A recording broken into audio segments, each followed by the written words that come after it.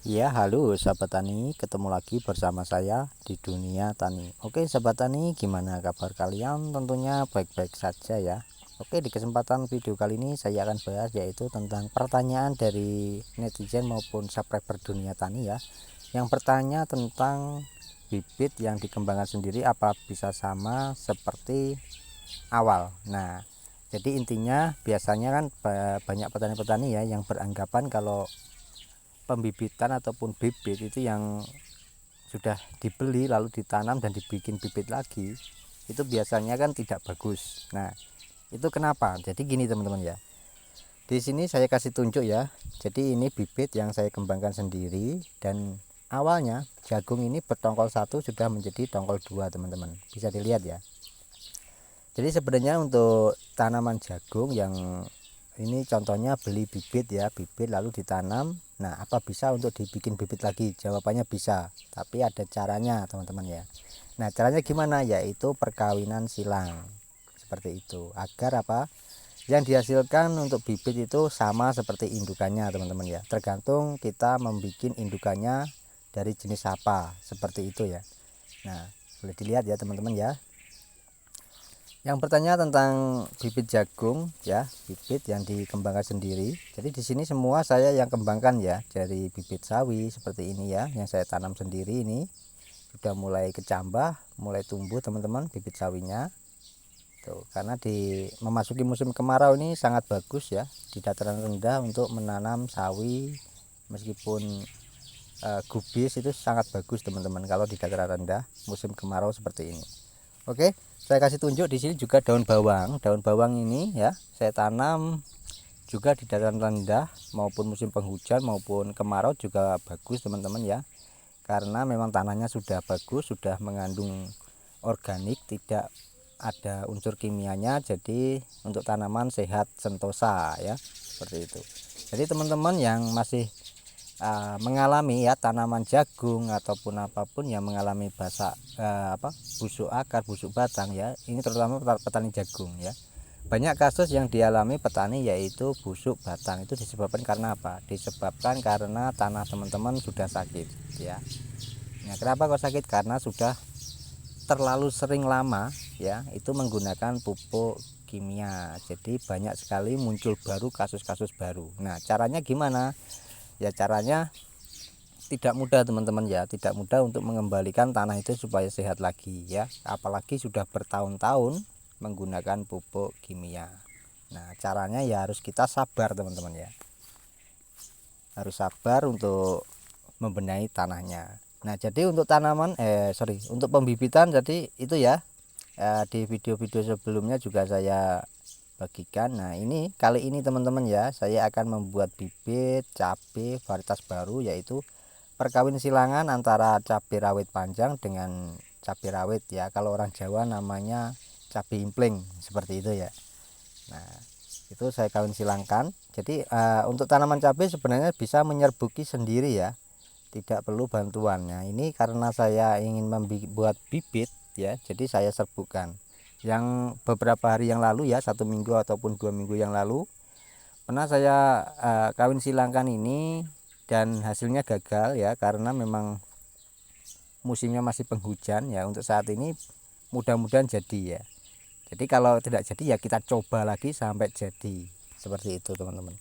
Oke, jadi masalah pembibitan yang ditanyakan sahabat tani maupun subscriber dunia tani ya, itu tentang pembibitan bisa sama ya teman-teman ya.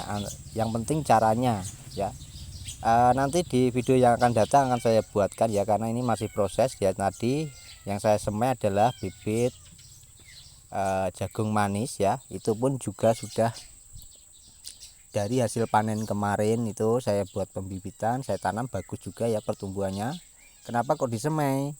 Nah, alasannya banyak teman-teman ya, karena di lahan terbuka di 10 kali 5 meter yang sering saya bagikan pada teman-teman, sekarang tanamannya jagung Madura ya. Nah, itu untuk persiapan pakan ayamnya nanti teman-teman ya. Nah, untuk yang saya semai di sini itu nanti juga saya tanam di sana di lahan 10 kali 5 meter. Sebagian saya konsumsi sendiri dan sebagian saya buat bibit ya. Jadi saya kawin silangkan antara bibit jagung Madura dengan bibit jagung manis seperti itu ya. Kenapa kok dikawin silangkan? Gini teman-teman ya, karena jagung manis itu biasanya rentan terhadap hama ya, dan tidak tahan terhadap cuaca ekstrim ataupun cuaca kemarau ini seperti ini ya teman-teman ya. Jadi saya di musim kemarau ini mau menanam jagung manis ya dan jagung madura. Kalau jagung maduranya kemarin saya lihat itu sudah mulai tumbuh teman-teman, yang sudah saya tanam dengan biji di lahan 10 kali 5 meternya. Nah untuk saat ini nanti ya akan saya bagikan penanamannya jagung manisnya itu ya. Nanti akan saya kawin silangkan di situ. Kalau sudah masa generatif, caranya gimana ya simak saja di video yang akan datang teman-teman ya. Jadi di sini tidak dipercepat ya untuk video, jadi saya membuat satu persatu agar teman-teman itu bisa paham, tidak gagal paham, dan tahu prosesnya seperti apa, seperti itu teman-teman ya. Contohnya di sini ya, dulu daun bawang yang saya tanam itu hanya 1 batang, sekarang sudah menjadi banyak sekali ya. Dan itu pun tidak pernah beli ya untuk bibitnya, itu pun bibit dari sisa dapur ya. Saya tanam yang awalnya ya sering gagal. Kenapa? Karena tanahnya memang belum sehat ya.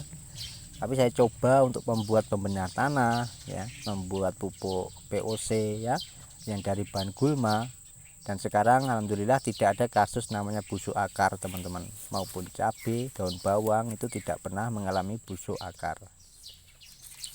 Oke teman-teman, jadi ini ya daun bawang yang saya petik itu ya, tidak banyak tapi ya cukuplah untuk konsumsi skala rumah tangga. Nah untuk tanaman cabai cukup saya 2 batang saja sudah mencukupi kebutuhan sehari-hari dalam rumah tangga teman-teman ya. Jadi bagi warga perkotaan yang mempunyai lahan perkarangan belum dimanfaatkan ya monggo dimanfaatkan ya. Kalau di desa itu kan pasti banyak ya lahan kosong, itu bisa dimanfaatkan, dan itu pun bisa ditanami berbagai sayuran secara alami.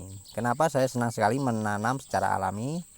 Tujuan saya hanya satu teman-teman, yaitu apa yang saya konsumsi itu adalah sumber kesehatan tubuh kita itu ya.